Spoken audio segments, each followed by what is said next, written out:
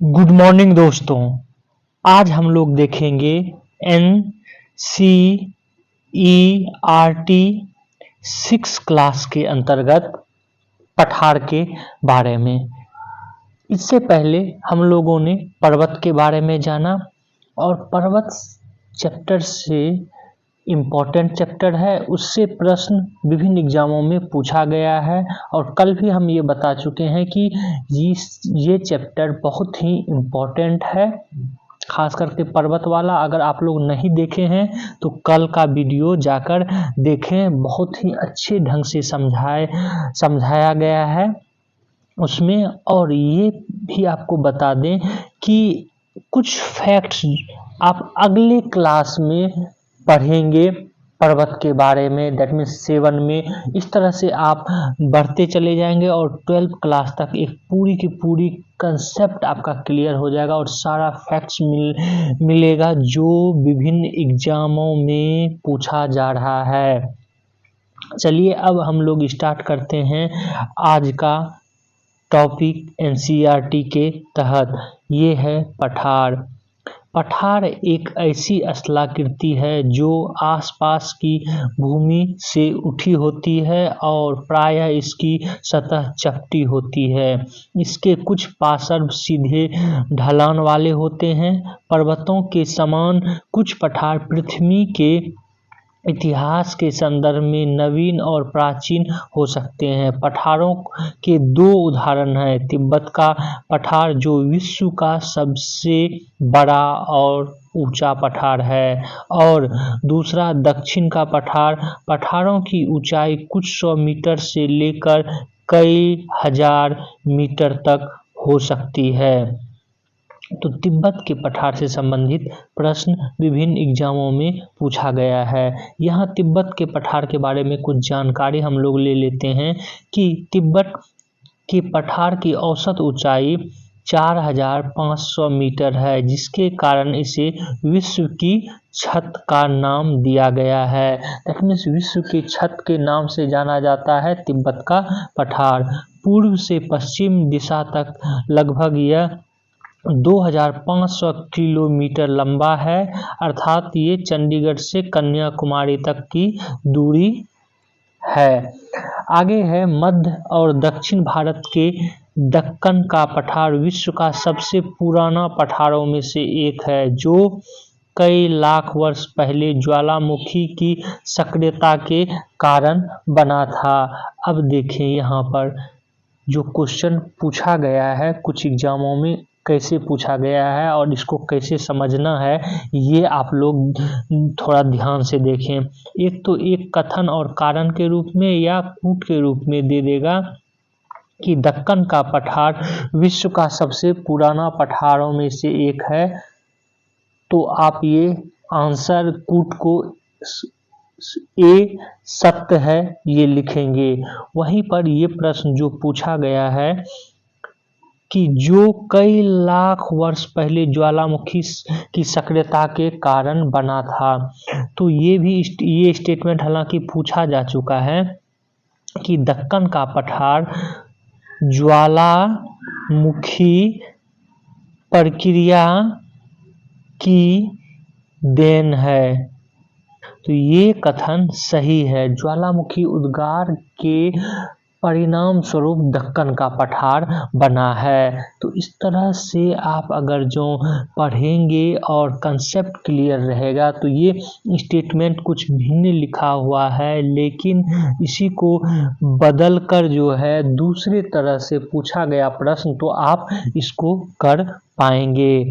आगे देखते हैं, पर्वतों की तरह पठारों में खनिजों की प्रचुर मात्रा में जमाव देखने को मिलता है। इस कारण इन्हें खनिजों का भंडार गृह भी कहा जाता है। तो पठारों को खनिजों का भंडार गृह भी कहा जाता है, ये आप लोग ध्यान में रखेंगे। परिणाम स्वरूप पठारों में खनन मुख्य गतिविधियां हैं, जहां विश्व की सबसे बड़ी खानें पाई जाती है। उदाहरणतः पूर्वी अफ्रीका का पठार सोने और हीरे के खान के लिए प्रसिद्ध है। भारत में छोटा नागपुर का पठार में लोहा, कोयला, मैग्नीज की प्रचुर भंडार है। अब समझ में आ गया होगा क्यों खनिजों का भंडार गृह कहा जाता है पठार को। आगे देखते हैं, विश्व भर में पठारों का पर्यावरण बहुत विविधपूर्ण है या विविधतापूर्ण है। कई पठारों में चट्टानी मिट्टी पाई जाती है जो उन्हें मैदानी मिट्टी की तुलना में कम उपजाऊ बनाती है, इसलिए पठार कृषि के लिए कम अनुकूल होते हैं। लेकिन ज्वालामुखी क्रियाओं से निर्मित लावा पठार उपजाऊ होते हैं क्योंकि उनमें समृद्ध काली मिट्टी पाई जाती है। तो जो लावा से बना हुआ पठार है उसमें वहाँ काली मिट्टी पाई जाती है और काली मिट्टी समृद्ध होती है। पठारों में अनेक आकर्षक जलप्रपात होते हैं। दक्षिण अफ्रीका में स्थित जाम्बेजी नदी पर विक्टोरिया जलप्रपात, ये पूछा भी जा चुका है प्रीवियस ईयर में प्रश्न। छोटा नागपुर पठार में सुवर्ण रेखा नदी पर हुंडरू जलप्रपात, ये भी पूछा गया है। पश्चिमी घाट में शरावती नदी पर जोग जलप्रपात, ये भी पूछा गया है। ऐसे ही कुछ जलप्रपात हैं। चेरापूंजी के पठार में नहकाली काई जलप्रपात, ये आप लोग ध्यान में रखेंगे, ये संभावना है कि कभी पूछ लिया जाए। चेरापूंजी मेघालय के पठार में कौन सी जलप्रपात है? नहकाली काई जलप्रपात, जो कि 340 मीटर ऊंचाई से गिरता है। तो ये आप लोग जरूर ध्यान में रखेंगे चेरापूंजी के बारे में। आगे देखते हैं हम लोग, आगे है यहाँ पर आप देखिए दृश्य के माध्यम से, ये पिक्चर के माध्यम से देख सकते हैं चेरापूंजी के पठार जलप्रपात का नाम नहकाली काई जलप्रपात। आगे देखते हैं हम लोग मैदान के बारे में। अच्छा, मैदान के बारे में प्रारंभ करने से पहले आपको बता दें कि पठार जो है विभिन्न भागों में, पृथ्वी के विभिन्न प्रकार के पठार है। अभी जैसे कुछ पठारों का हमने चर्चा किया, इसी प्रकार जो है आपको आगे के बुक में पठार मिलेगा। जैसे एक पठार ग्रीनलैंड का पठार भी कहा जाता है। तो ये सब जो है पठार है जो कि आगे आपको पढ़ने को मिलेगा। तो अभी जो है धैर्य रखना है, अभी 6 क्लास का ही अभी स्टार्ट किए हैं और जैसे जैसे हम बढ़ेंगे आगे के क्लास में आपको फैक्ट्स भी मिलेगा, कंसेप्ट भी क्लियर हो जाएगा। और हम चाहते हैं मुख्य रूप से आपका कंसेप्ट क्लियर हो।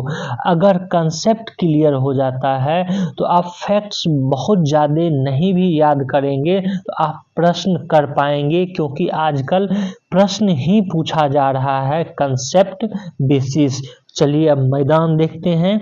मैदान की बात करें तो मैदान ऐसी स्थलाकृति होती है जिसका विस्तृत, सपाट अथवा हल्का तरंगित धरातल होती है। इसमें कोई ऊंची पहाड़ियां अथवा गहरी घाटियां नहीं पाई जाती है। सामान्यतः मैदान की ऊंचाई समुद्र तल से 300 मीटर से अधिक नहीं होती है।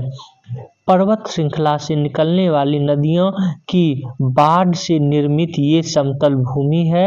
यहाँ नदियाँ रेत, चट्टानों के कणों और गाद को एकत्रित करती है, जिन्हें तलछट कहा जाता है। तो ये भी याद रखेंगे कि तलछट किसको कहा जाता है। नदियाँ इन तलछटों को अपने साथ बहाकर समतल भूमि में लाकर जमा कर देती है और मिट्टी को उपजाऊ बनाती है। फलस्वरूप ये मैदान सभी प्रकार की फसलों को उपजाने के लिए उपयुक्त होते हैं। इस प्रकार भूभागों में लोगों का मुख्य आर्थिक व्यवसाय कृषि होता है। मैदान विविध प्रकार की वनस्पतियों और जीव जंतुओं का भी भरण पोषण करती है। यहाँ पर एक अलग से तथ्य जान लें कि समुद्र तल क्या होता है जो कि यहाँ पर प्रयोग किया गया है। तो समुद्र की सतह का औसत स्तर, इसे मध्यम समुद्र तल भी कहते हैं। तो समुद्र की सतह का जो है और एक स्तर वही कहलाता है समुद्र तल। आगे देखते हैं हम लोग मैदान के बारे में ही, कि जैसे आप लोग यहाँ पर मैप में देख पा रहे हैं विभिन्न मैदान, जैसे ये मिसिसिपी का मैदान है जो कि अमेरिका यूएसए में है, ये अमेजन का मैदान है और ये नदी के तलछट में बना हुआ मैदान है। वहीं पेंटागोनिया, इसके बारे में पूछा भी गया है। पेंटागोनिया आपको चिली और अर्जेंटीना में पड़ता है, मुख्य रूप से अर्जेंटीना में। वहीं आप नील नदी का मैदान देख पा रहे हैं। उसके बाद हिमालयी क्षेत्र में ये मैदान देख पा रहे हैं, कौन सा, गंगा ब्रह्मपुत्रा का मैदान। और यहाँ पर आप देख पा रहे हैं कौन सा मैदान, यांगत्से कियांग एक नदी है, उस नदी का मैदान जो कि चीन में पड़ता है। तो इस तरह आप इस मैप में मैदान देख पा रहे हैं। वहीं पर मैदान के साथ साथ इस मैप में आप देख पा रहे हैं क्या, तो पर्वत श्रृंखला जैसे कि पहले भी बता चुके हैं कल के वीडियो में कि रॉकीज पर्वत श्रृंखला ये कहाँ पर है, उत्तरी अमेरिका कॉन्टिनेंट में है, नॉर्थ अमेरिका कॉन्टिनेंट में। वहीं एंडीज कहाँ है, ये दक्षिणी अमेरिका में है, इसके बारे में पूछा भी गया है बीपीएससी में। वही एटलस कहाँ पर है, ये है अफ्रीका कॉन्टिनेंट में। उसके बाद यूराल कहाँ है, ये एशिया और यूरोप में पड़ता है, मुख्य रूप से ये रूस में है।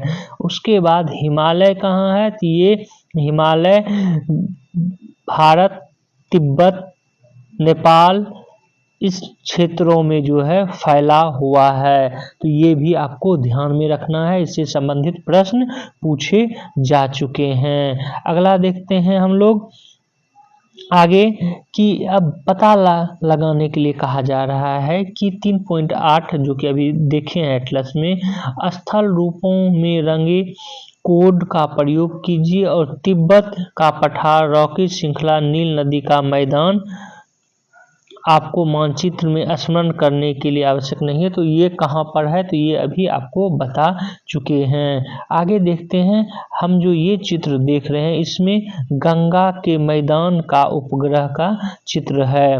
आगे पता लगाने के लिए कहा जा रहा है कि कक्षा की गतिविधियों के रूप में बहुत ऊंचाई से लिए गए उत्तर भारत के क्षेत्र का उपग्रह चित्र का अवलोकन कीजिए और उस पर चर्चा कीजिए। गंगा के मैदान का रंग कौन सा है, सफेद रंग किस वस्तु को दर्शा रहा है और उपग्रह चित्र के नीचे बाईं और भूरे रंग का फैलाव क्या दर्शा रहा है। तो ये आप यहाँ पर देख पा रहे होंगे, इसमें वाइट ये स्नो को दर्शाता है, हिम को दर्शाता है, और हरा जो रंग है ये पूरे के पूरे जंगल और मैदान को दर्शाता है, और ग्रे रंग जो है ये पठार को दर्शाता है। इस तरह जो है आप समझेंगे भी कि किस तरह से हम मैप को देखें।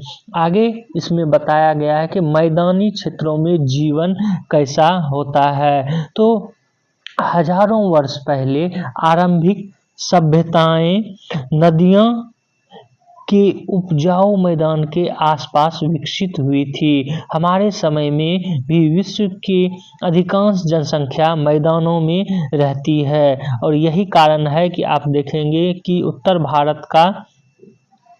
भारत की जनसंख्या ज़्यादा है, क्योंकि उत्तर भारत मैदानी क्षेत्र में पड़ता है जबकि दक्षिण भारत पठारी क्षेत्र में पड़ता है। और वहीं हिमालयन क्षेत्र में जाएंगे तो वहाँ पर भी जनसंख्या कम आपको देखने को मिलेगी। तो देखते हैं आगे इसी में क्या बताया गया है। भारत की कुल जनसंख्या का 1/4 से अधिक अर्थात लगभग 40 करोड़ की जनसंख्या भारत के गंगा के मैदान में रहती है।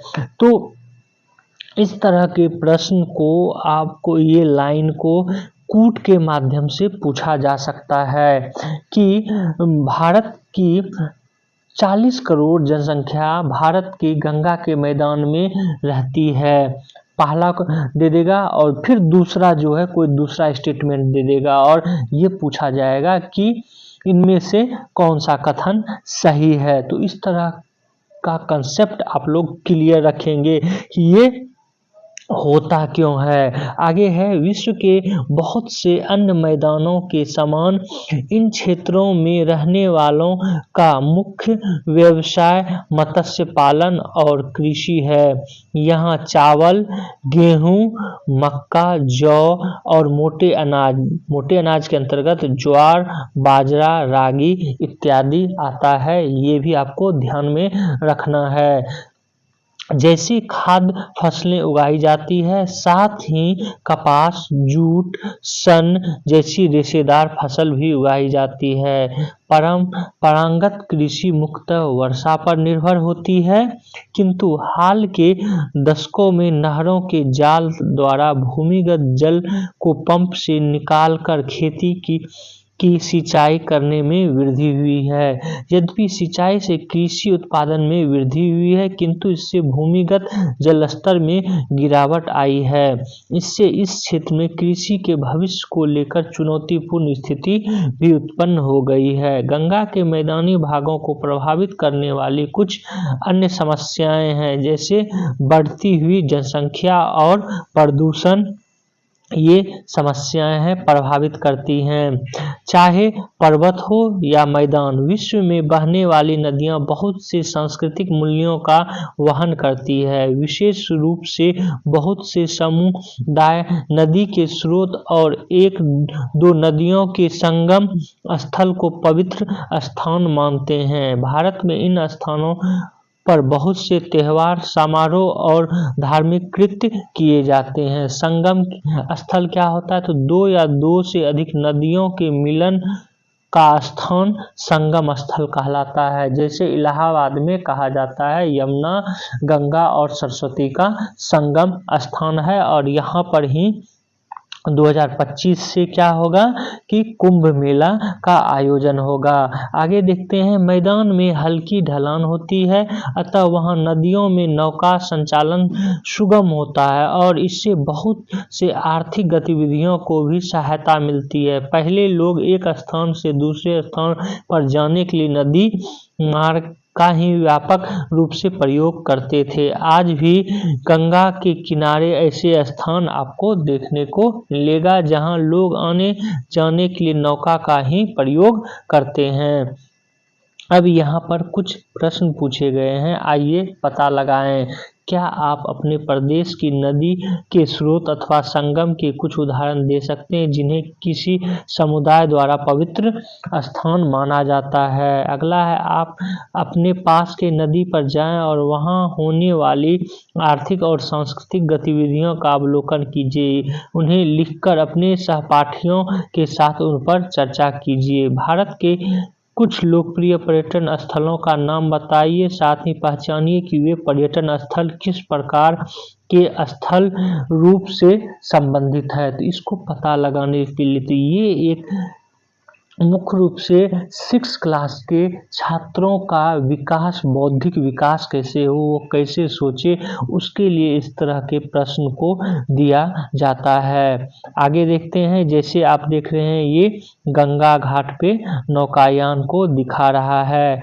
आगे इसी अध्याय में देखते हैं कि इस अध्याय में हमने पूरी पृथ्वी के 3 प्रमुख स्थल रूपों के बारे में समझा, परंतु इसका स्वरूप जटिल है और विशेषज्ञ प्रायः कुछ और स्थल रूपों के बारे में भी बताते हैं। इनमें से एक स्थल रूप मरुस्थल है। यदा कदा वर्षा प्राप्त करने वाले मरुस्थल व्यापक व दूर दूर तक शुष्कता का फैलाव लिए होते हैं। उनके वनस्पति जगत और प्राणी जगत विलक्षण ही होते हैं। कुछ मरुस्थल गर्म होते हैं, जैसे कि अफ्रीका का सहारा मरुस्थल अथवा भारतीय उपमहाद्वीप के उत्तर पश्चिम में स्थित थार मरुस्थल। तो भारत में कौन सा मरुस्थल है?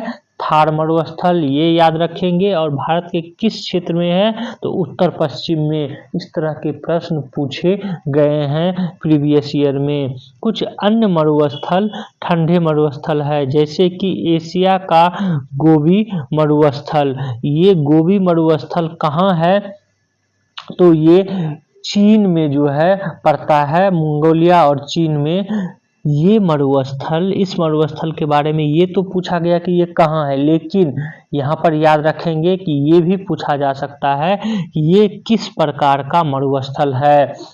कटकूट के रूप में जो है ठंडा मरुस्थल है या गर्म मरुस्थल है, शीत मरुस्थल है या शुष्क मरुस्थल है। तो ये एक ठंडा मरुस्थल है, शीत मरुस्थल है गोबी मरुस्थल। ये भी आपको ध्यान में रखना है।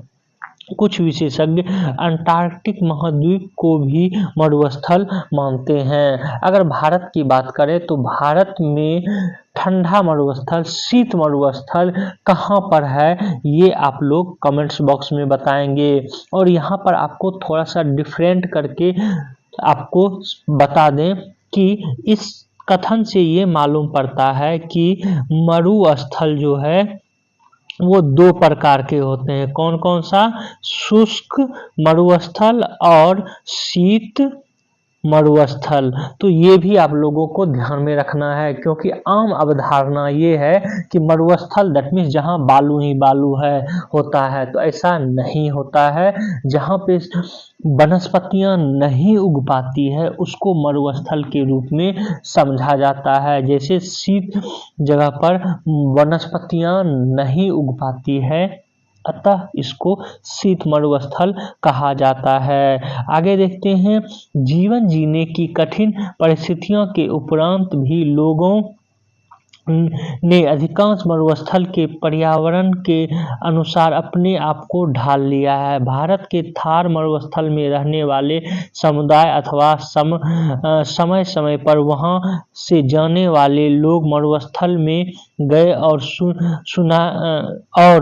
सुनाए जाने वाले लोक गीतों और किंवदंतियों या दंत कथाओं जैसे समृद्ध सांस्कृतिक धरोहर का संजोकर रखे हैं। यहाँ पर आपको ये भी बता दें कि थार मरुस्थल विश्व का एक ऐसा मरुस्थल है जिसका कि जनसंख्या घनत्व सबसे ज्यादा है। तो सबसे ज्यादा डेंसिटी वाला मरुस्थल विश्व में थार मरुस्थल ही है। आगे देखते हैं, मानव ने जिस प्रकार सभी स्थलाकृतियों में विभिन्न प्रकार से अपने घर बनाए हैं, वह हमारे लिए अनुकूलन अर्थात स्थिति के अनुसार स्वयं को ढाल लेने और लचीलेपन का साक्षी है। आगे देखते हैं हम लोग, प्राचीन तमिल संगम कविता, ये इंडेक्स में दिया गया है तो इसके बारे में अलग से जान लेते हैं कि प्राचीन तमिल संगम कविता की 5 दृश्य भूमि हैं, जो कुछ विशिष्ट देवताओं, जीवन शैलियाँ, मनोदशाओं अथवा भावनाओं जैसे प्रेम, अनुराग, अलगाव, झगड़ा आदि से जुड़े हैं। यह तालिका केवल 5 दृश्य भूमियों की विशेषताएं और प्रत्येक में मुख्य मानव व्यवसायों को सूचीबद्ध करती है। जैसे टीने क्या है, कुरुंजी पर्वतीय क्षेत्र और आखेट और संग्रह करना, मुल्लई घास के मैदान और वन, पशुपालन, ये आप देख पा रहे हैं। हालांकि ज़्यादा इम्पोर्टेंट नहीं है, बस एक बार देख लें। आगे है कि आगे बढ़ने से पहले ये 3 चीज़ें इसमें बताई गई है, तो इसको बस ध्यान में रखना है एक विचार, एक कंसेप्ट को क्लियर करने के लिए। स्थल रूप 3 प्रकार के होते हैं, जैसे पहले भी बताया गया, पर्वत, पठार और मैदान। उनकी भौतिक विशेषताएं और पर्यावरण बहुत अलग प्रकार के होते हैं, आपने ऊपर पढ़ा भी। ऐतिहासिक समय से लोगों द्वारा किए जाने वाले क्रियाकलाप उस स्थल रूप से संबंधित होते हैं जिनमें वे निवास करते हैं। ये स्थल रूप विश्व की संस्कृति के अभिन्न भाग हैं। विशेष रूप से भारतीय संस्कृति विविध प्रकार से उन्हें मनाती है। तो यहाँ पर ये भी आपको बता दें कि विभिन्न देशों में जैसी स्थलाकृति है या स्थल स्वरूप है उस प्रकार का पहनावा और हवा भी देखा जाता है और खान पान भी उस तरह से देखा जाता है। इस विचार को जब आप कभी या तो वीडियो यूट्यूब पे देखते हैं या कहीं भी देखते हैं या आप भ्रमण ही करते हैं तो आप ये पाएंगे कि विभिन्न देशों और विभिन्न स्थलाकृतियों के अनुसार वहाँ का पहनावा और हवा होता है। जैसे आप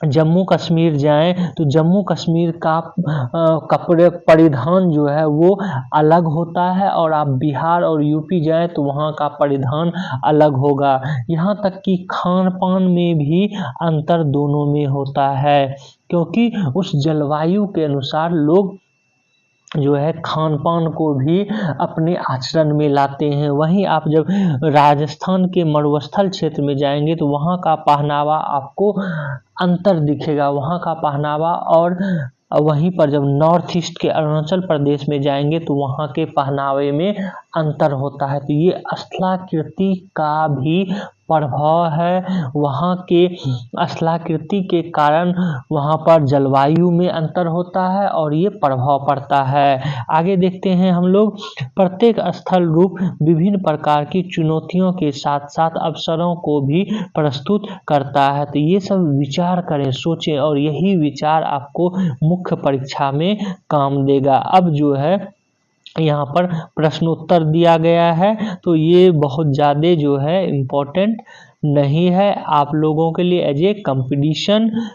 तो वीडियो को हम लोग यहीं पर रखते हैं। आप लोग जो है हमारे इस वीडियो को जितना हो सके शेयर करें, जिससे कि आपके दोस्तों को फ़ायदा हो सके, क्योंकि आजकल NCERT से ही ज़्यादा प्रश्न पूछे जा रहे हैं। और ख़ासकर अगर कंसेप्ट क्लियर करना है तो आपको NCERT पढ़ना ही होगा और प्रश्न कंसेप्ट बेसिस भी पूछे जा रहे हैं। तो उससे आप लोग शेयर करें, सब्सक्राइब करें और बेल आइकन को जरूर दबा लें। Thank you for watching this video.